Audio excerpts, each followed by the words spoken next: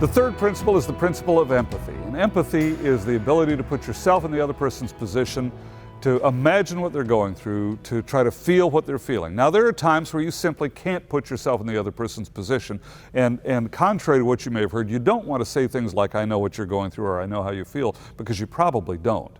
Now, there are certainly exceptions, and if you really do know how the other person feels, then sure, maybe. But let me give you an example. Now, how many people in the room have ever been pregnant? Show of hands.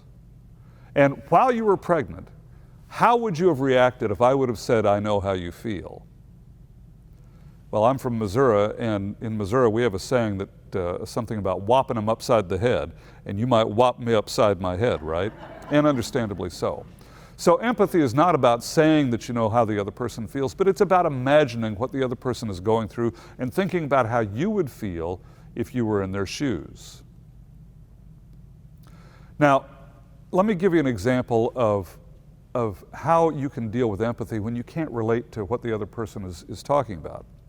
I office in my house, and one day I'd been working on setting up a site-to-site IPsec VPN between two disparate devices, and I couldn't get the ping to go through, I couldn't get them to handshake, it just wasn't going to work. And I was getting really, really frustrated, and finally I got it to work. I got the two devices to handshake, I got the ping to go through, and it was great. And I went running upstairs to tell Janet, my wife. Now remember that Janet is a yoga instructor and a ceramic artist, and she doesn't give a rip about IPsec VPNs, doesn't even know what they are, and doesn't want to know what they are.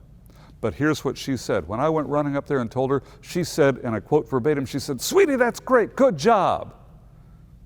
And I felt so good because I knew that she cared about me, and that's really the point. We care about our end users, and there's going to be times where you can't relate to what caused their emotion, but you can relate to the emotion, and she was relating to my enthusiasm and my excitement, not the IPsec VPN. She was just simply relating to the excitement. So when you can't relate to the emotion, to what's going on with the other person, you relate to the emotion.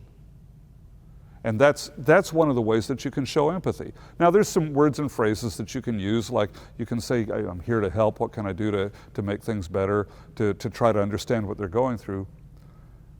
To recognize that maybe you can't relate to that administrative assistant whose system just crashed right as a big report was due, but you can think back to when you were working on a configuration file, and maybe it was a long access list or something like that, and suddenly your computer blue screened right in the middle of it, and you can relate to your frustration. And that's what you do. You relate to the emotions, even when you can't relate to what caused it. So, take 60 seconds and write down what one small action you'll take within the next 24 hours to be more empathetic towards your customers and your end users. And then tell your neighbor.